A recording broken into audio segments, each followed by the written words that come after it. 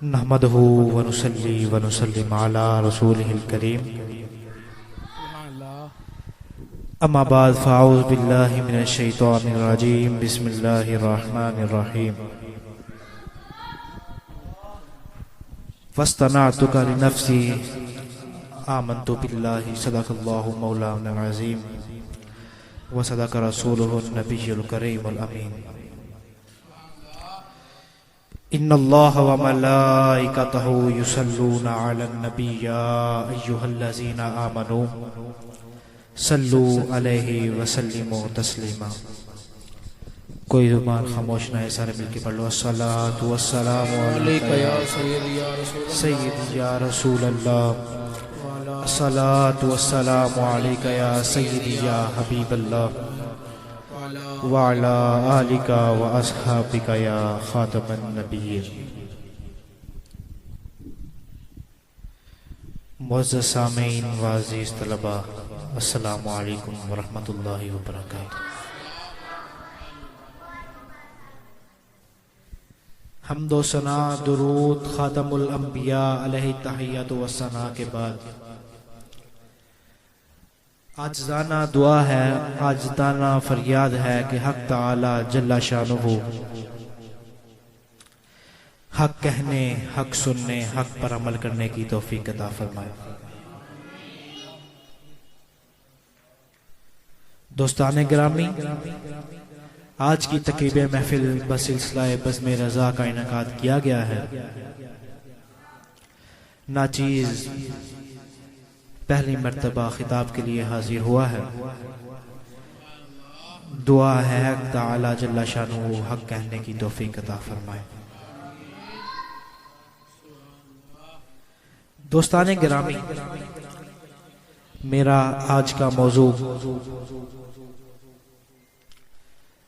शाने पीरे तरीक़त रहबरे शरीयत मुजद्दिद दीन और मिल्लत हुजूर ख्वाजा मोहम्मद शफी दामन बरकातुहुल कुद्सिया बयान। सुभान अल्लाह।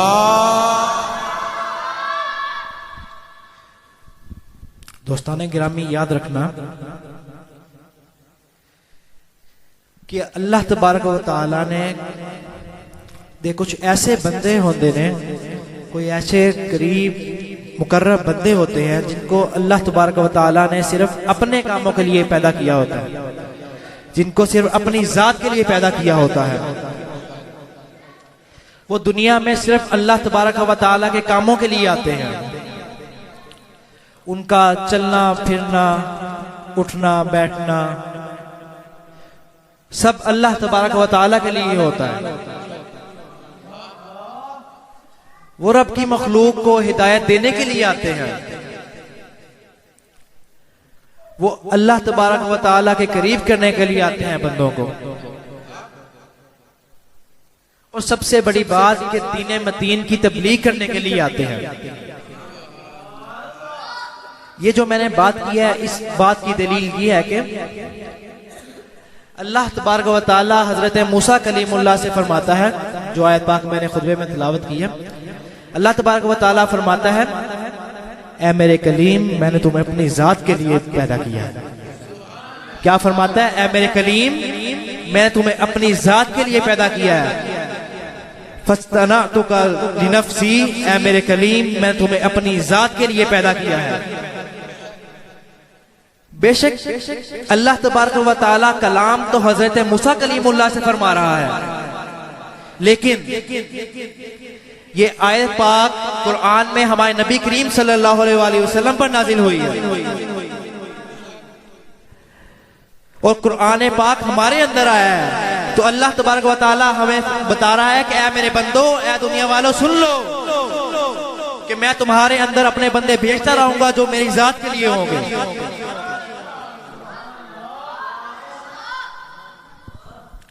और मेरे हर साहब किबला, आप भी अल्लाह तबारक व तआला की जात के लिए दुनिया में आए हैं। और अल्लाह तबारक व तआला आगे फरमाता है,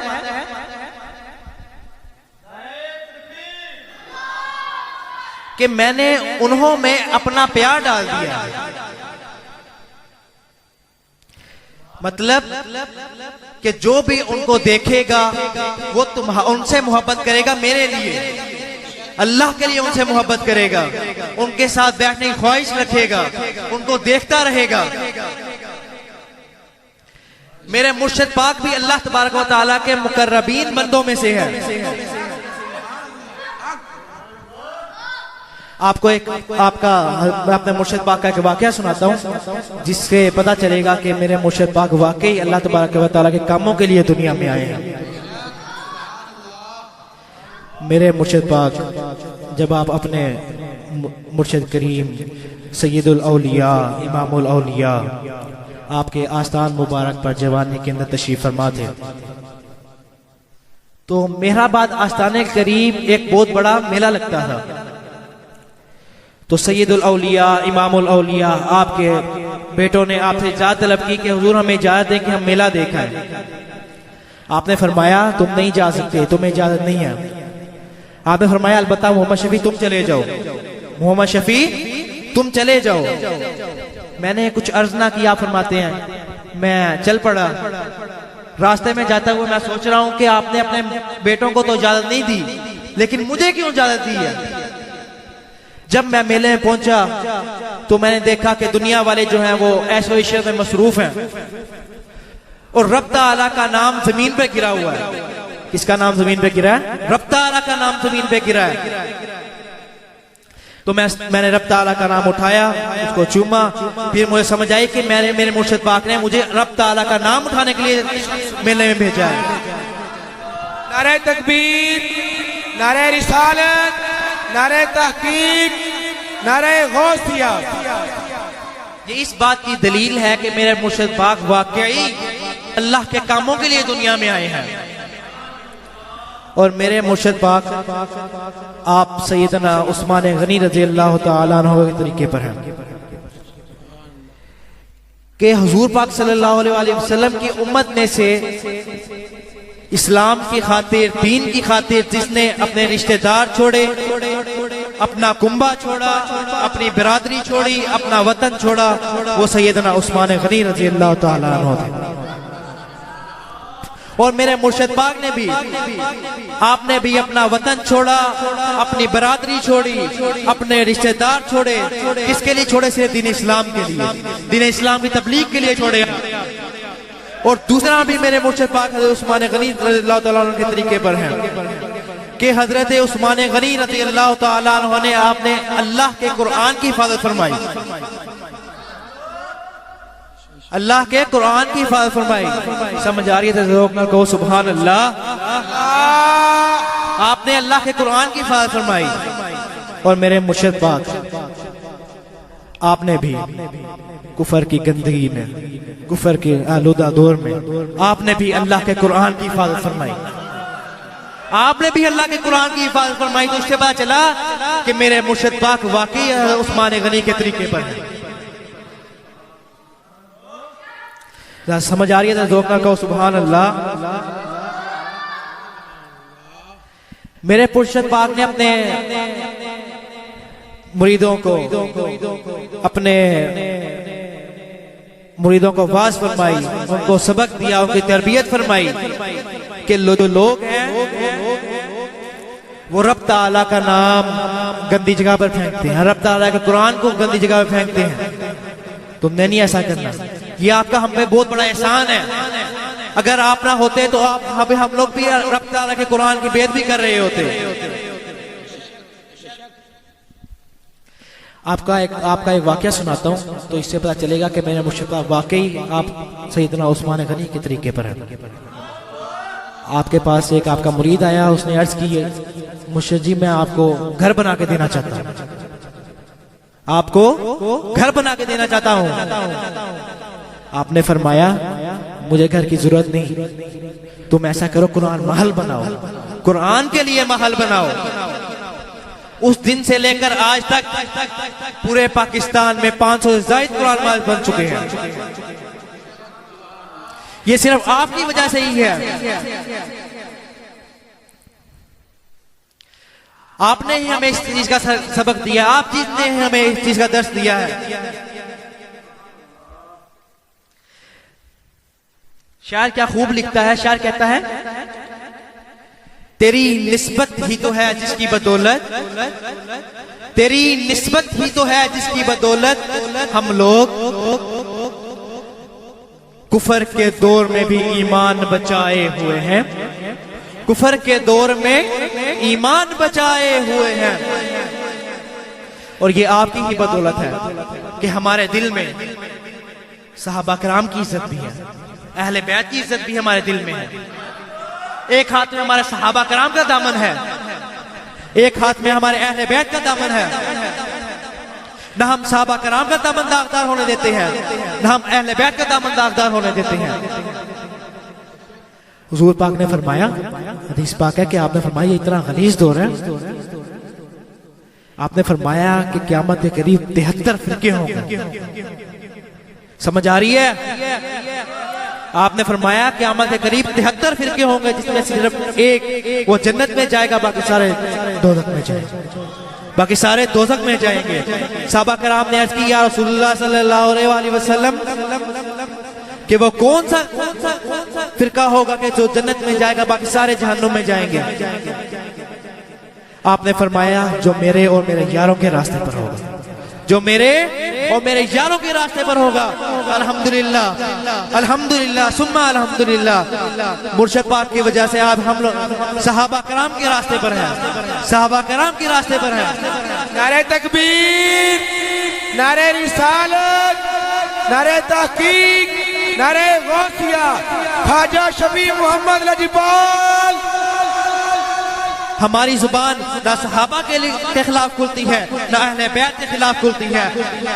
हम ना सहाबा का दामन दागदार होने देंगे, ना अहले बैत का दामन दागदार होने देंगे। आज अगर देखा जाए तो कोई सहाबा के खिलाफ बोल रहा है, कोई अहले बैत के खिलाफ बोल रहा है, कोई कुरान की बेइज्जती कर रहा है, कोई हुजूर पाक की गुस्ताखी कर रहा है। हमने मुर्शिद पाक की वजह से ना कभी सहाबा के खिलाफ कोई बात की, ना कभी अहले बैत के खिलाफ कोई बात की। हम कुरान का अदब भी मरहूज़ खातिर रखते हैं, हम कुरान का अदब भी मरहूज़ खातिर रखते हैं। आपकी शान वराउल वरा, आपका मकाम वराउल वरा है कि आपने हमें कुफर के अंधेरों से निकाल के इस्लाम की रोशनी दी, कुफर से अंधेरे से निकाल के इस्लाम की रोशनी दी आपने हमें। मेरे मुर्शिद पाक ने आपने सन 2002 में दीन की खातिर, इस्लाम की खातिर अपना वतन छोड़ा, अपने रिश्तेदार छोड़े, अपना कुंबा छोड़ा, अपनी बरादरी छोड़ी। किस लिए? सिर्फ दीन की खातिर। और कुफर को ललकार के रखा, कुफर की आंखों में आंखें डालकर जितनी मुखालफत इस्लाम ने हमें इजाजत दी थी, उतनी मुखालफत हमने की। अगर इस्लाम हमें इजाजत देता जहाद की, तो मेरा यकीन कहता है कि मेरे मुर्शिद पाक आज जहाद के लिए मैदान में होते। अगर जहाद के लिए मेरे मुर्शिद पाक मैदान में नहीं है, तो सिर्फ हमें इस्लाम ने रोका है, सिर्फ हमने इस्लाम में रोका है, इसलिए हम लोग जहाद में नहीं है। एक आपका वाकया सुना के और चंद और बातें करके जा चाहूंगा, टाइम बहुत हो गया। आपका एक वाकया सुनाता हूँ, से कहो सुभान अल्लाह। जब आप मेरे मुर्शिद पाक, आप अपने मुर्शिद पाक के आस्थाने पर तशरीफ फरमा थे, तो सैयदुल औलिया, इमामुल औलिया, आपने मेरे मुर्शिद पाक को हुक्म फरमाया कि वो लकड़ी उठाओ। आपने फरमाया वो लकड़ी उठाओ। वो लकड़ी इतनी भारी थी कि 10 बंदे भी मिलकर अगर उसको उठाते तो वो ना उठती। क्या 10 बंदे भी उठाते तो ना उठती। आपने फरमाया मोहम्मद शफी उठाओ उसको। मेरे मुर्शिद पाक फरमाते हैं मैंने कुछ अर्ज ना की तो मैंने जोर लगाना शुरू कर दिया, मैंने उठाना शुरू कर दिया उसको, लेकिन वो ना उठी। मैं खड़ा हो गया तो फिर आपने मुझे फरमाया मोहम्मद शफी उठाओ इसको। तो फिर मैंने दोबारा जोर लगाना शुरू कर दिया, फिर भी मैंने कुछ अर्ज ना की। जब मैं तीसरी बार खड़ा हुआ तो आपने फरमाया मोहम्मद शफी अब इसको उठाओ। तो आप मेरे मुर्शिद पाक फरमाते हैं मैंने जोर लगाया तो वो उठ के दूसरी तरफ जाके रहा। सुभान अल्लाह। मेरे मुर्शिद पाक फरमाते हैं मैंने हल्का जोर लगाया, वो उठ के दूसरी तरफ जा गिरा। सैयदुल औलिया इमामुल औलिया मुस्कुराए और चले गए। मेरे मुर्शिद पाक फरमाते हैं कि अगर मैं उस दिन ये कह देता कि हुजूर ये तो इतनी भारी है, मुझसे कहाँ उठती है,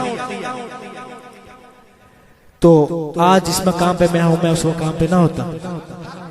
ये जो मकाम मुझे मिला है सिर्फ अदब की वजह से मिला है। किसकी वजह से मिला है? अदब की वजह से। शायर क्या खूब कहता है, खामोश ए दिल बरी महफिल में चिल्लाना नहीं अच्छा, खामोश ए दिल बरी महफिल में चिल्लाना नहीं अच्छा, अदब पहला करीना है मोहब्बत के करीनों में।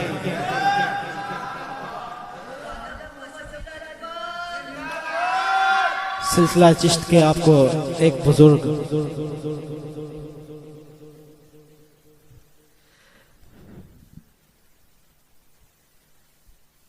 उनका वाकया सुनाता हूं, उसके बाद इजाजत चाहूंगा। हजरत फुज़ैल बिन नियाज़ सिलसिला चिश्त के एक आबिर है। आपका हालात जिंदगी ये था कि आप डाकुओं और चोरों के सरदार थे। क्या थे? डाकुओं और चोरों के सरदार थे। आप ना जंगलों में डेरा लगाया करते थे, और जो आपके साथी थे ना वो 5 वक्त के नमाजी थे। आप खुद भी 5 वक्त के नमाजी थे। जो आपका साथी जमात के साथ नमाज ना पढ़ता, आप उसे घरों से निकाल देते। गौर करने वाली बात है कि चोर और डाकुओं के सरदार होके जो जमात के साथ नमाज ना पढ़ता हो उसे घरों से निकाल देते। तो आज हम लोग कितनी नमाजें कज़ा करते हैं। तो एक दिन आपने अपने साथियों का जाओ फलानी जगह कबील एक काफिला आ रहा है तो उसके लूट के लाओ। तो आपके साथी चले गए, आप अकेले बैठे हुए तो सामने से एक शख्स गुजरा, वो कुरान पाक की आयत तिलावत कर रहा था। कुरान पाक की आयत तिलावत कर रहा था। आप फरमाते हैं कि मेरे दिल पे लगी चोट। आप फरमाते मेरे दिल पे चोट लगी। आप अपने आप से फरमाते फुज़ैल बिन नियाज़ कब तक चोरी डकैती करता रहेगा, कब तक रब तआला की नाफरमानी करता रहेगा, कब तक रब का हुक्म ना मानता रहेगा। आज तौबा का वक्त है, तौबा कर ले। हजरत फुज़ैल बिन आपने तौबा की, अपना वतन छोड़ा, अपना वतन छोड़कर मदीना मक्का शरीफ की तरफ हिजरत की। रास्ते में वली अल्लाह से मुलाकात होती रही, अल्लाह के वलियों से मुलाकात होती रही, अल्लाह के वली मिलते रहे रास्ते में। एक दिन ऐसा आया कि आप रुश्द और हिदायत के चाराग बने। आप वही फुज़ैल बिन नियाज़ हैं जिनके बारे में आता है कि आप आलिम भी थे और अल्लाह तबारक व तआला के फकीर भी थे। आपके शहीद इतने कामिल थे कि वो हवाओं में उड़ते थे। क्या था? हवाओं में उड़ते थे। शहीद इतने कामिल हैं तो उस्ताद कितना कामिल होगा। शगीर्द इतने कामिल हैं तो उस्ताद कितना कामिल होगा। तो एक शगीर्द का मरने का वक्त करीब आया तो आपने उसे फरमाया कि बेलिया कलमा पढ़, कलमा पढ़ ले। उसने कहा हुजूर मैं इस कलमे से मैं ये कलमा नहीं पढ़ सकता, मेरा इस कलमे से कोई वास्ता नहीं है। आप बोल परेशान। आप फरमाते हैं कि अजीब बात है, इतना कामिल शगीर्द हो के कलमा नहीं पढ़ रहा। शगीर्द फोत हो गया तो 40 दिन आप कमरे में बैठ के रोते रहे। 40 दिन अपने कमरे में बैठ के रोते रहे। जब 40 दिन पूरे हुए तो अपने शगीर्द को ख्वाब में देखा। शगीर्द को ख्वाब में देखते हैं कि उस पर अजाब हो रहा है, उस पर अजाब हो रहा है। आप उसे पूछते हैं कि यार क्या बदबख्त था, तुझे मरते हुए कलमा नसीब नहीं हुआ, क्या ऐसा गुनाह करता है कि तुझे मरते हुए कलमा नसीब नहीं हुआ। शकीर कहता है उस्ताद जी मैं 3 ऐसे गुनाह करता था जिसकी वजह से मुझे कलमा नसीब नहीं हुआ। अब मैं क्या गुनाह करता था? कहता कि पहला मैं चुगलखोरी करता था, अपने संगी दोस्तों का एक की बात उसकी उधर की बात इधर पहुंचाता था, आपस में लड़ाई दंगे फसाद करवाता था। दूसरा काम मैं ये करता था कि मैं जिसको देखता था कि रब ताला ने इसको इज्जत दी है, मकाम दिया, मर्तबा दिया, इल्म दिया, तो मैं उससे हसद करता था, उससे जानबूझ के उसको तंग करता था, जानबूझ के उसे हसद करता था। और तीसरा काम मैं ये करता हुआ मुझसे कि मैं एक दिन हकीम के पास गया, बीमार था, हकीम के पास गया तो उसने दुआई के तौर पर मुझे शराब दी, शराब का आदी बन गया था। इस 3 कामों की वजह से ना मुझे किसी इल्म ने फायदा दिया, ना मेरी किसी इबादत ने फायदा दिया, ना मुझे मरते वक्त कलमा नसीब हुआ।